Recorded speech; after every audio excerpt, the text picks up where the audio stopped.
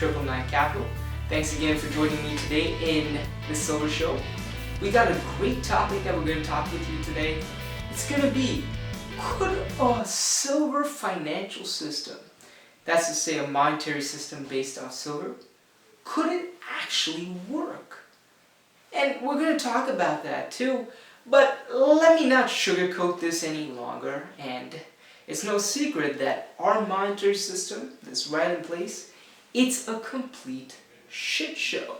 And let me tell you this, it is not by accident. It is all by design, by the richest and most powerful people on earth, where they get wealthy off your money while they make you live in squalor, desperately trying to understand why your hard-earned paycheck will probably be worth close to nothing in a couple of years.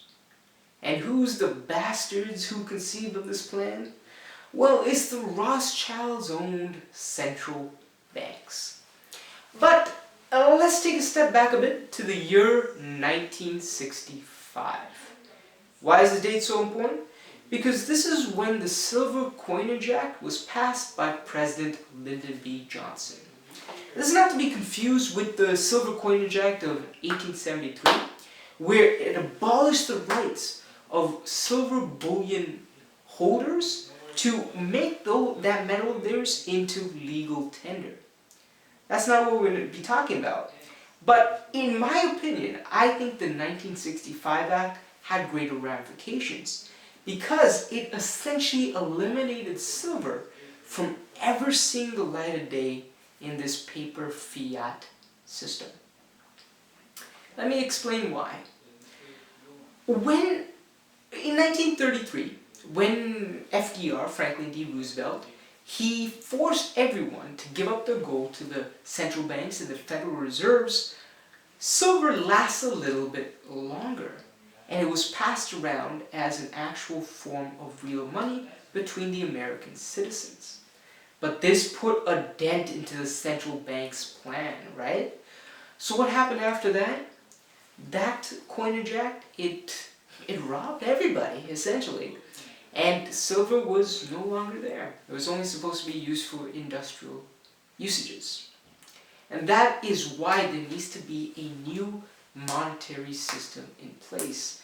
Because if there was a monetary system that was based on honest measures and actual scales that follow the law of supply and demand, then it completely changes everything. For starters, these financial planners, they would be out of work. Because what silver and precious metals do, they give you an opportunity to calculate exactly how much you need to be saving for your retirement. Why is that? Because under this new system, there won't be any need to calculate for unstable interest rates or rapid inflation rates as well. It would be something more manageable, something that people can actually see their wealth grow substantially. And for an example, I'll take 5 years ago, silver, I believe, was around $12 an ounce, and today it's around $26 an ounce. That's almost, if my math is correct, let me just check that real quick. Let's see, that is, so 26 divided by 12. Yeah, so that's about a 216% increase in general wealth. As opposed to, let's say, a $5 bill. You have a $5 bill right now. 30 years from now, 10 years from now, what will it be worth? $0, right? Or even, probably less than that, if that's possible. Yeah. That there is actually two very corrupt financial systems that govern almost all what we do and how we manage our daily money. And that has to be the fractional reserve banking brought to you by the central banks, where they take about 10% of your deposit money they hold in the reserves, and they take the 90% and lend it out to borrowers. And they charge interest on that reserve, which is essentially your money, which is kind of very, very diabolical if you ask me. The second corrupt system that you should be aware of is the government monopoly control of all the mints. And if you study communism or socialism, you will know that anything the government has complete control over turns to shit. And that's why this silver, it is supposed to be the solution, the one bullet, the Achilles heel in this entire system for it to be finally brought down and to its knees. Possible. But a lot of people are saying that this kind of system, this gold and silver system, has already been tried before. That's not exactly true. Back between the years of 1900 and 1971, the end of the gold standard, so gold was only 40% of the bank's reserves. It was never 100%. So what I'm advocating for, and how I think this new financial system should and could work, is having the entire reserves, 100% of it, be backed by gold and silver. Now, a lot of you are saying, what about the gold and silver ratio? Will there be more of the silver or the gold? Well, in my opinion, this is what happens, right? If it was just gold, let's say gold shoots up to $2,000 an ounce. If you take 1/10 of an ounce of that, which is the smallest coin available for gold, that's about $200. And quite frankly, I don't see many people buying bread, milk, and eggs with a $200 coin. That's why silver is a lot more appealing and attractive, because it is more affordable and less expensive than gold, and it can be divided up into smaller segments. And to think that this hasn't been tried before to take on the central banks head on is actually not historically accurate, because it has.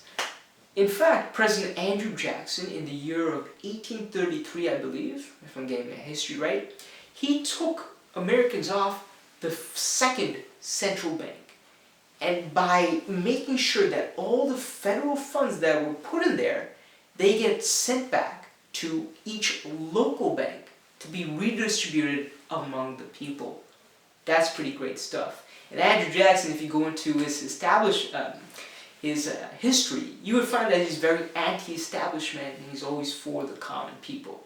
So while Andrew Jackson, he did some horrific things, especially with the Native Americans, he did some great things with the American citizens as a whole by making them get off this fiat currency that the central banks were employing. I know I'm sounding a little bit redundant here, but bear with me. So yes, I do think a silver system could work. I really do. And if done right, this could mean everything for the people. We could finally be richer every year, instead of waiting for the inflation rates to come in and waiting for the money supply to increase. We can manage our own money and not rely on the Federal Reserves and the central banks to come in and bail us out.